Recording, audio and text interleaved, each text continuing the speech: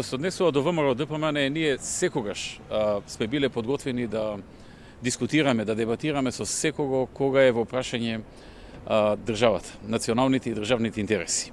Меѓутоа, во оваа ситуација не зависи се од ВМРО ДПМН. Прво понудивме на СДСМ, доколку се откаже од платформата, од тиранската платформа, дека ВМРО е подготвена да им ги остапи 51 пратеник кои што ги има да владеат извесен период кој што ќе го договориме, но услов да биде да се откажат од тиранската платформа. Откако тоа го одбија, и тоа го одбија во првите неколку часа откако беше понудено, понудивме патоказ, така наречен патоказ за излез од кризата, кој што е документ кој што треба на краткорочно или и среднорочно да најде излез од кризата.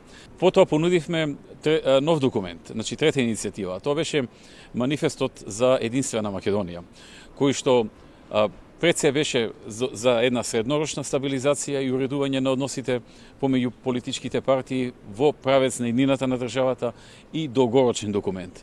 И овој документ беше отфрлен во првите неколку часа. Јасно е дека СДСМ не сака никакви чекори во правец на стабилизирање на државата, освен нивната зацртана цел, а тоа е по секоја цена доаѓање на власт, дури и по цена на државните и националните интереси. Јас разбирам дека кај нив фактурата е голема, дека ги притиска фактурата, дека киријата е скапа, но неприфатливо е ниту за ВМРО ДПМН, ниту за народот.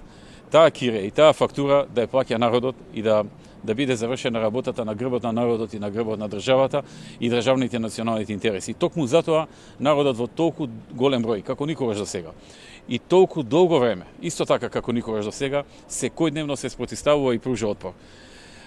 СДСМ треба да знае дека народот и ВМРО ДПМН нема да дозволат таа фактура и таа кирија да ја плаќа народот на сметка на неговите интереси и на државните и национални интереси.